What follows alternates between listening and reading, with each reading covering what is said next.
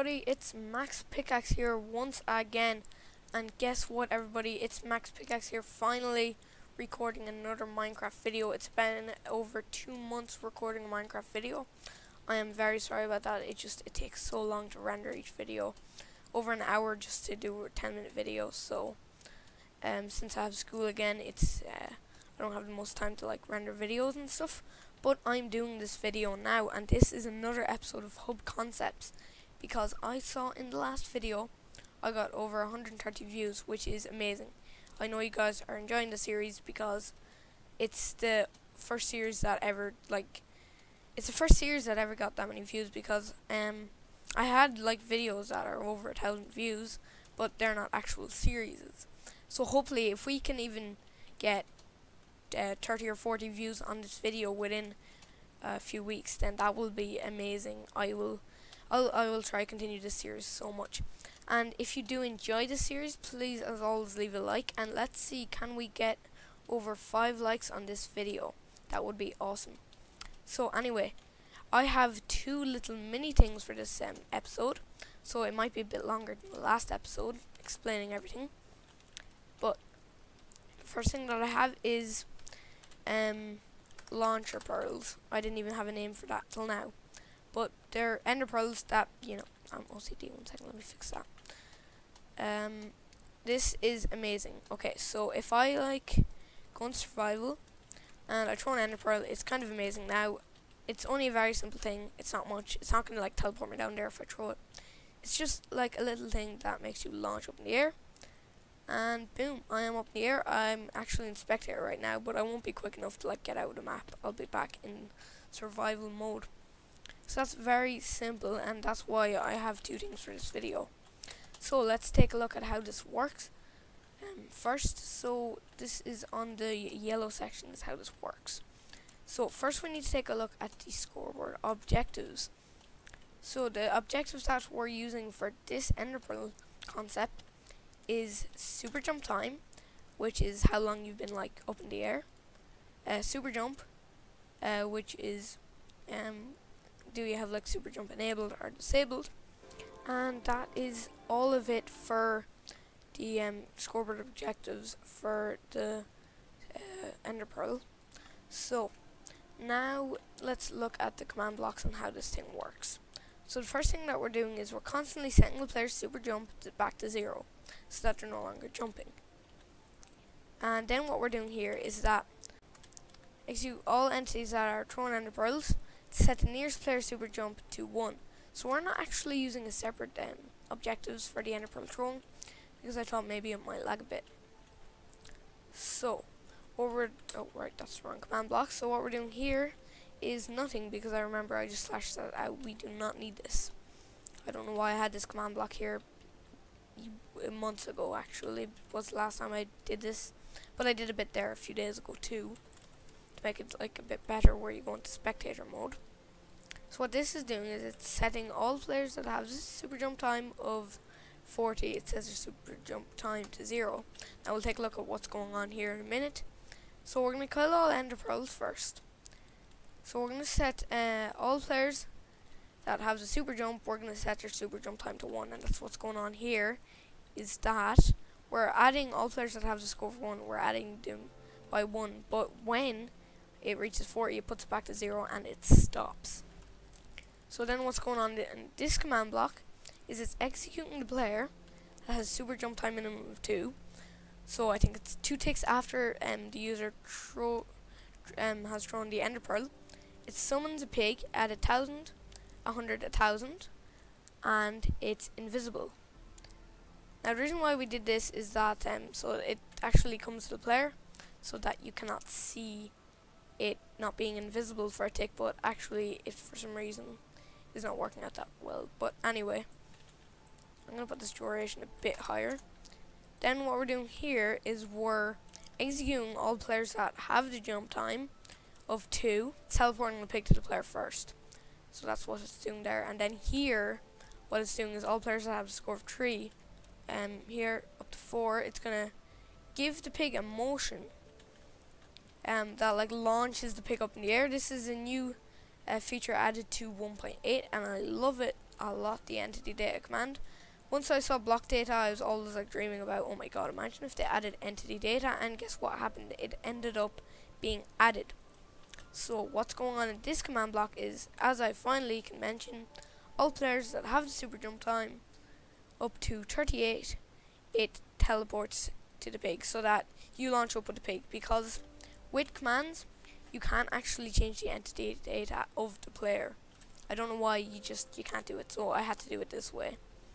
So now we're executing all players that have the score of 39 to teleport the pig 1,000 blocks underneath void level. And the reason why we're doing this is, I hope this video does not cut. Okay, I'm sorry about that, my computer messed up here, but I think we were on one of those command blocks here. So, as we were doing here along the line, we were, as I said, teleporting it underneath the void. And so what this does is it kills it, but you don't see the death animation beside you. So you don't have to see any death animation, and it doesn't drop any items beside you. Then what I did here is also, I only added this recently, and I put them in game mode 3 if they have a super jump time minimum of 3. But I only just added that a few days ago. And then what we're doing here is testing if there's someone that has a super jump time of exactly 0 and that are in game mode 3. Now this is something that I just added a few days ago, and it's very weird. And don't worry, this is still multiplayer friendly with the command block, or the comparator, sorry about that. And so what we're going to do is we're going to set the player that has a 0, we're going to set it to -2. Then in this command block, all players that have -2, we constantly remove 1 from it.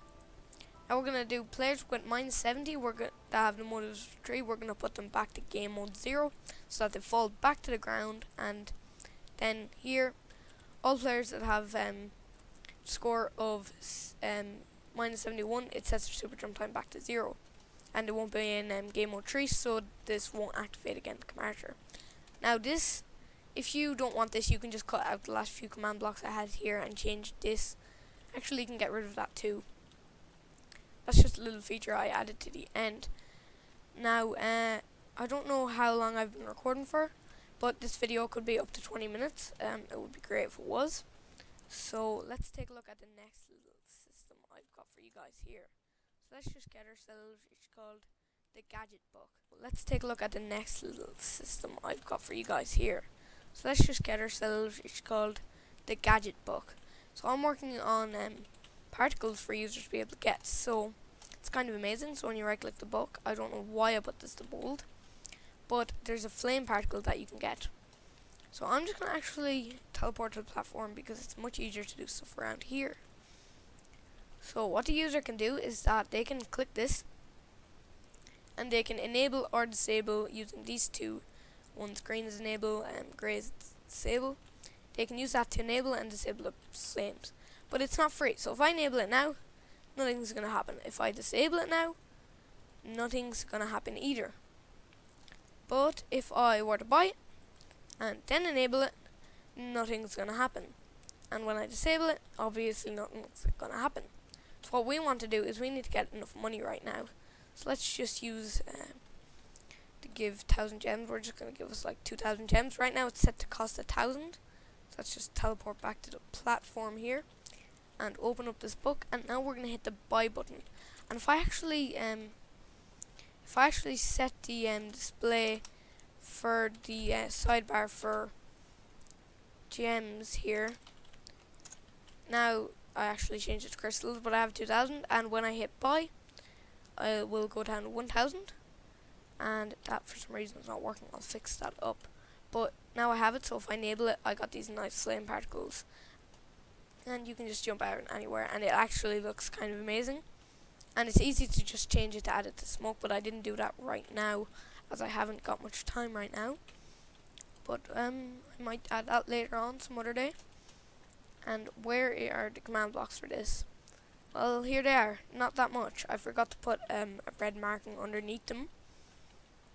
But yeah, it's not that much. It's like 10 command blocks or something. I guess it is a good bit. But you could probably simplify it a bit. But okay, I think I got this fixed, everybody. Let's just reset our score, and it should work perfectly. I'm going to actually set any entity that's on the scoreboard. Well, there is none. That's perfect. So let's once again give ourselves a few what's it called, crystals, and let's just teleport back to the platform and buy it and enable it. Oh, you can see I just went down 1,000 there, so that's perfect. It works now. Everything's fine, and if we want, we can just hit that disable and it stops. Perfect. I love this feature. So we're gonna have to take a look at the command blocks now.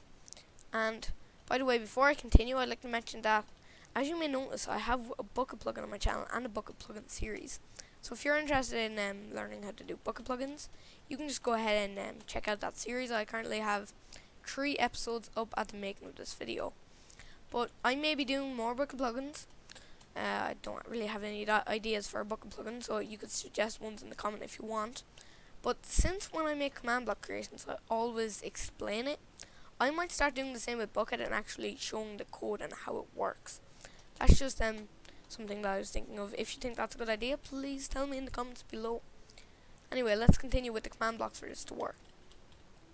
So first things first, we need to see what objectives we have. So we're going to list them. So the ones that we need to do this one is enable flame. We're obviously using gems again to, get the crystals out of us. Enable flame, then use flame, disable flame, and buy flame. So let's take a look at the command blocks on how this thing works. So once again, this is just a normal redstone clock on both of them. I don't know what happened here. There's supposed to be a redstone clock here. But that doesn't really matter right now. I do not know where it went. Oh, that's it. It's fine. Okay, so let's take a look at the command blocks. So the first thing that we're doing is, since when you, the way I'm doing it is that we're detecting with the Telrod book when you, boom, you click the enable button and then it runs a command. Now you may know if I did like a command then it run like scoreboard, you wouldn't have permission if you are a normal user on the server, which is not something you're going to want. So what I did here is I actually used objectives that have the type of triggers, so that when we run a command / trigger, all players can triggerable objectives. So they could, if they want, type / trigger, buy flame, add, or set 1 or something. But that's not going to really do much. It's still not going to buy it if I don't have enough money and stuff like that. So we're constantly going to enable that. We're going to also enable disable flame. Well, this is getting confusing. Enable disable flame. Then we're going to enable buy flame. And that is all the scoreboards we need to constantly enable. So now what we want to do is execute all players that click the enable thing on the book. By the way, I used the Telrod generator here. Actually have the command in a command block down here. I will have that in the description, hopefully, if I don't forget. But what we're going to do is we're going to, anyway, as I was saying, execute all players that are enabling the enabling it. I don't know why I put in 2 here, but it doesn't seem like it matters. But oh right, yeah.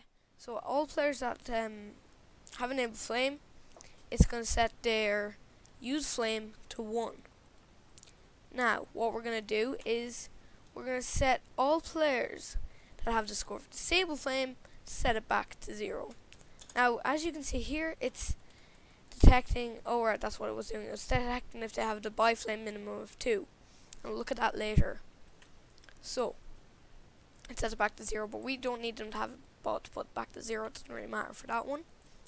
Then here we're going to execute all players that have the score of use flame minimum of 1 to put a particle at your coordinate 0, 0, 0, not move it with 0, and then 10 of them. So then what we're doing here is we're going to execute all players that click the buy flame on the thing, the buy button. That is exactly 1, and that has 1,000 scores, or 1,000 gems, to remove 1,000 gems. And we're also going to execute all of them that have I sadly forgot to do this. I am so sorry about that. This is a bit messed up, but we're going to do, if they have it at 1,000, we're going to also set the buy flame to 2. So in this command block, we're executing all players that have the score of 1,000 to put it back to the buy flame of 2, so that it's not going to keep looping this, and it's going to say that the user bought it. And that's what we're doing down there. We're detecting if they had the score of 2. So now what we're going to do here, we're going to set all players that have the score of buy flame 1 and 1. We're going to set their buy flame to 0. So if they still have a score of 1 because it didn't buy it, we're going to put them back to 0. And then here, we're going to do the same thing. All players that have enable flame still put it back to 0, and the same with disable flame. Now that should hopefully work. I think I'm going to leave a world download for this one.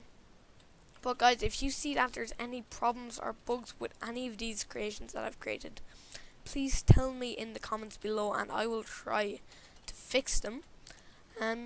So yeah, that is all I have for this video. I don't know how long this video has been getting, but it's probably been a good while. Yes, over 16 minutes. I'd say it's been good like 18 minutes now. So I'm gonna have to end off this video here. So hopefully next episode we can get some other amazing stuff done, but I don't know what to do for next episode. I will find out, but if I don't, then please suggest an idea in the comment below and I may do it. Anyway, once again, thank you very much for watching. Hopefully you enjoyed the series. Can we get a good few likes on this video? Do it if you did enjoy. And let's see how many views we get on this video. Anyway, thanks for watching, and as always, I will jump into the void and I will see you next time. Absolutely, bye.